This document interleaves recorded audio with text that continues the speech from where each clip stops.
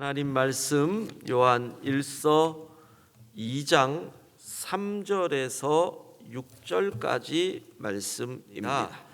요한 1서 2장 3절에서 6절까지 말씀을 우리 한 목소리로 같이 읽겠습니다. 우리가 그의 계명을 지키면 이로써 우리가 그를 아는 줄로 알 것이요 그를 아노라 하고 그의 계명을 지키지 아니하는 자는 거짓말하는 자요 진리가 그 속에 있지 아니하되 누구든지 그의 말씀을 지키는 자는 하나님의 사랑이 참으로 그 속에서 온전하게 되었나니 이로써 우리가 그의 안에 있는 줄을 아노라. 그의 안에 산다고 하는 자는 그가 행하시는 대로 자기도 행할지니라. 아멘.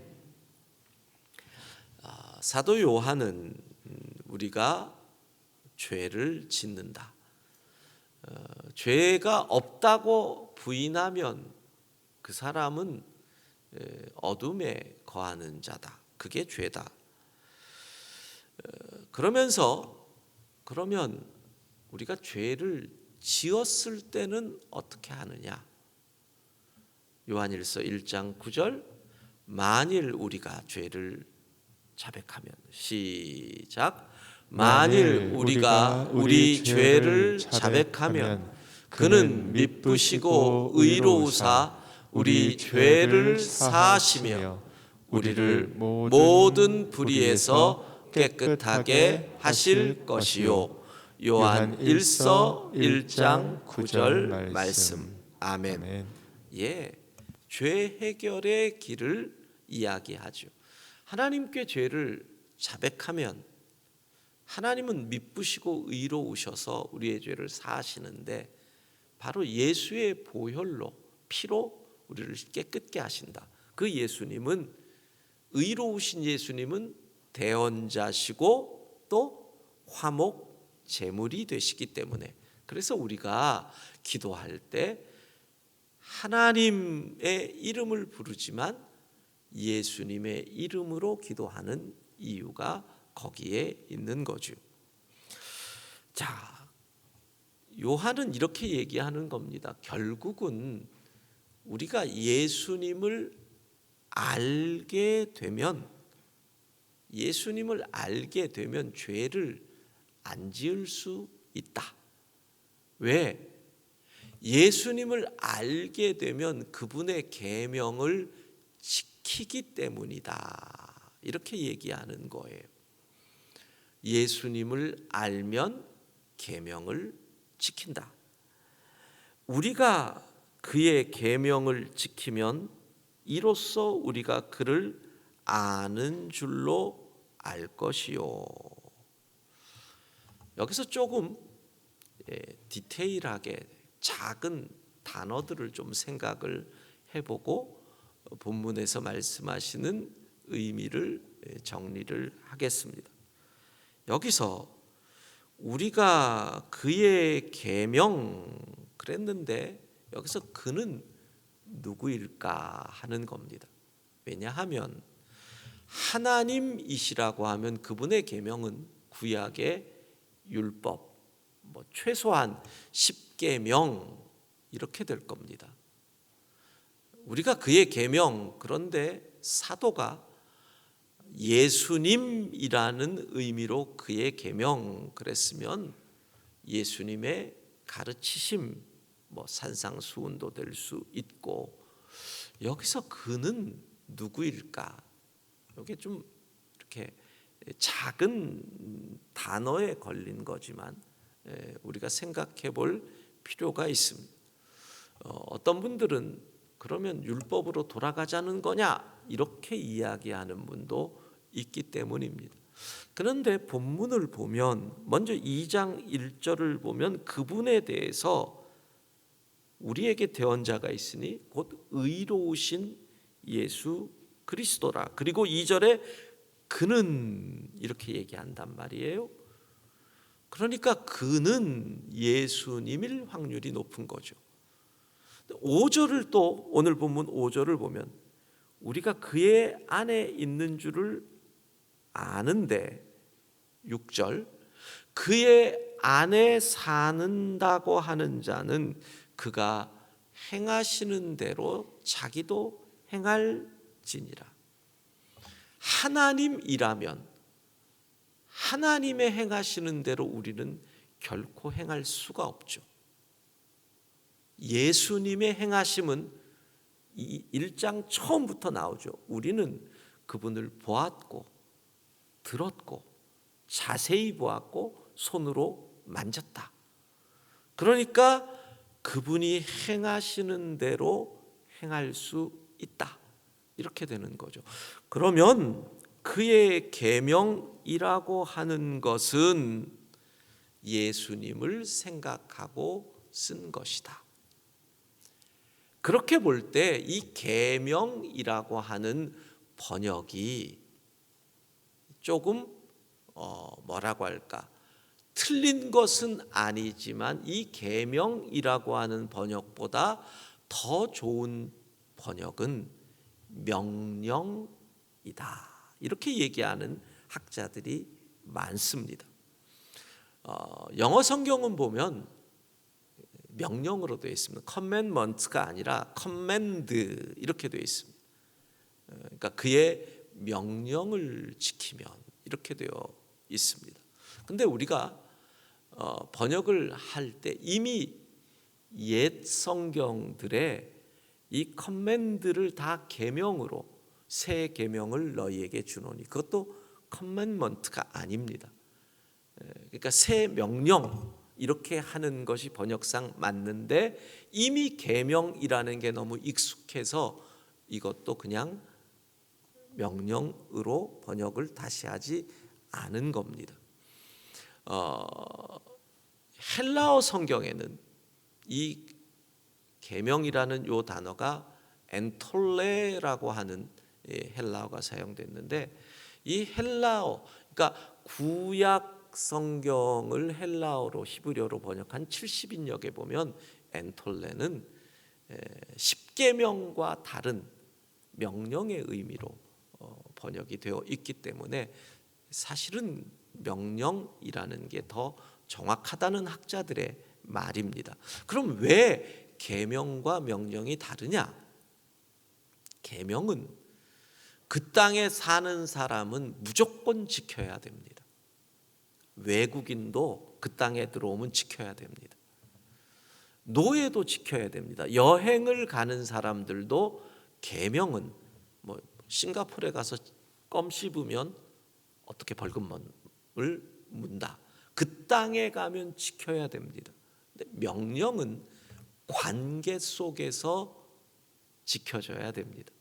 예를 들어서 군대 장군이 별단 장군이 명령을 내리면 그 장군의 부하들은 지켜야 됩니다.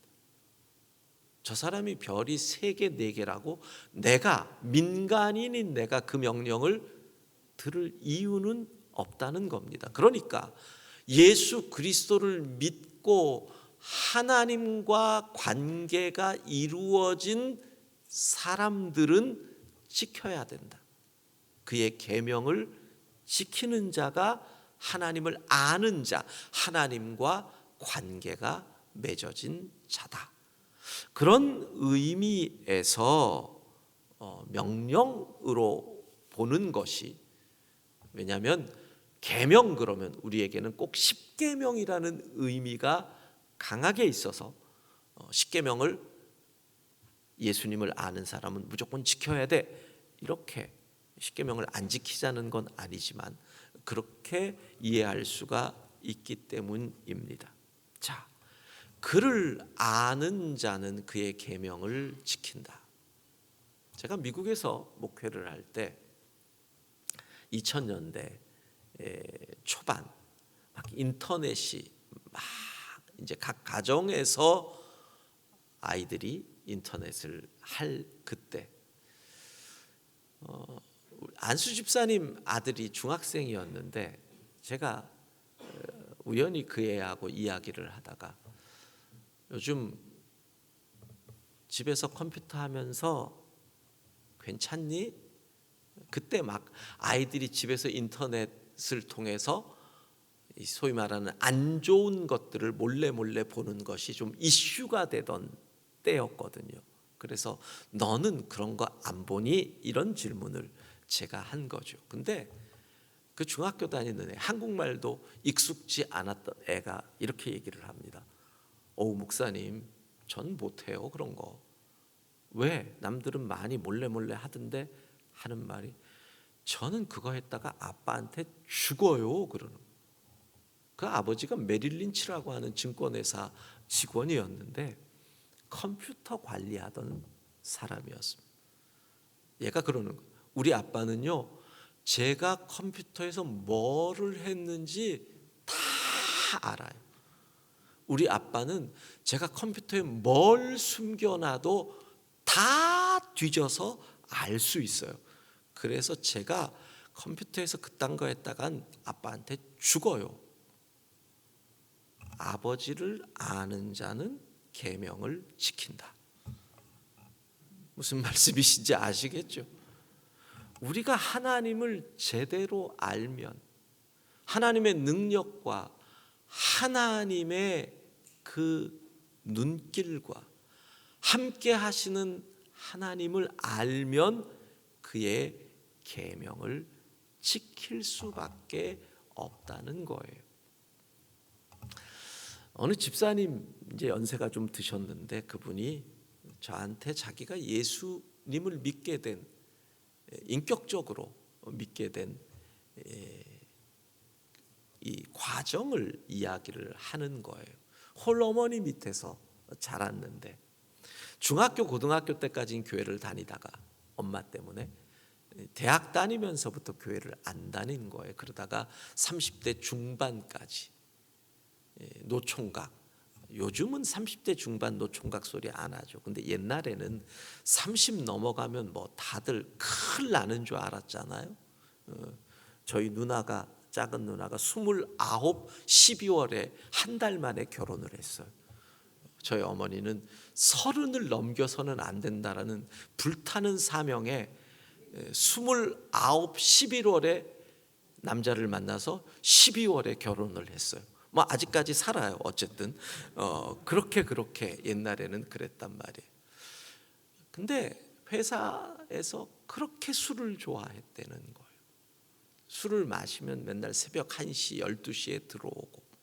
근데 그날따라 다음 날이 일요일, 주일이라서 밤늦게까지 토요일에 회사 나갔다가 끝나고 친구들 만나서 새벽 3시 정도에 여기까지 취해서 들어오는데, 엄마는 늘 새벽 기도를 가는데 너무 좀 일렀던 거죠.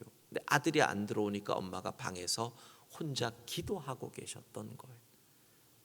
아들이 들어오는 것도 모르고 기도하는데 이 아들이 엄마가 뭘 하나 하다가 기도 소리를 들은 거예요. 눈물을 펑펑 쏟으면서 기도를 하는데, 하나님 우리 아들 술 끊게 해주세요, 이런 기도 하나도 안 하더래요.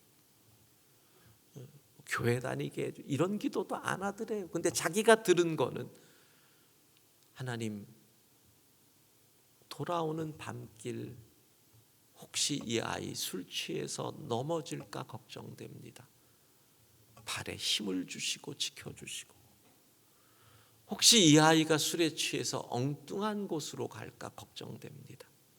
하나님 집 잘 찾아오게 하시고, 하나님 술길에 혹시 사람들하고 싸우거나 교통사고 날까 겁납니다.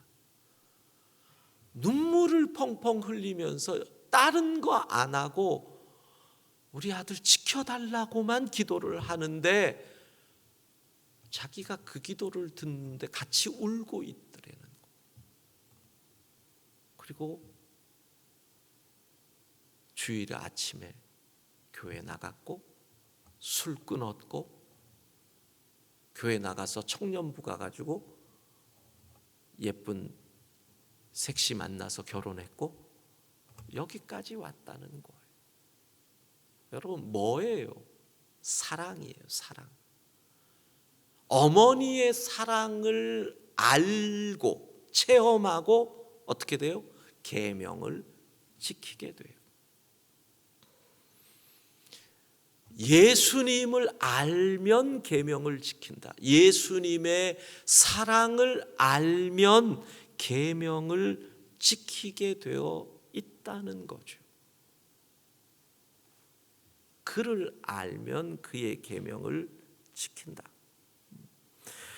5절 누구든지 그의 말씀을 지키는 자는 하나님의 사랑이 참으로 그 속에서 온전하게 되었나니. 하나님의 사랑이 이 속에서 온전하게 역사하면 계명을 지킬 수밖에 없다는 겁니다.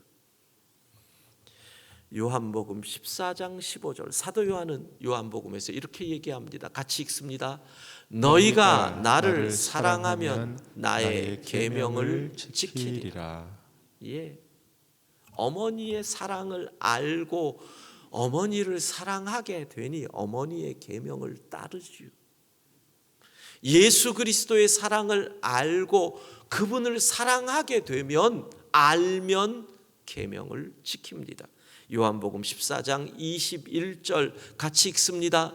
나의 계명을 지키는 자라야 나를 사랑하는 자니 나를 사랑하는 자는 내 아버지께 사랑을 받을 것이요 나도 그를 사랑하여 그에게 나를 나타내리라.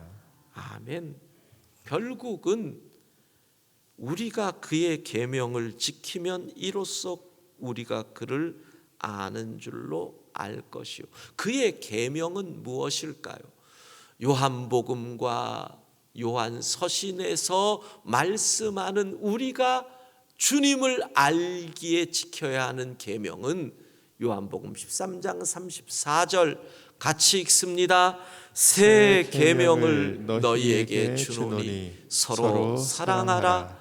내가 너희를 사랑한 것 같이 너희도 서로 사랑하라. 오늘도 우리의 삶의 자리에서 사랑의 열매가 맺어질 수 있기를 바랍니다. 주님을 알면 사랑할 수밖에 없다. 이게 지금 사도 요한이 말하는 겁니다. 예수님을 알면 우리는 사랑할 수밖에 없는 겁니다.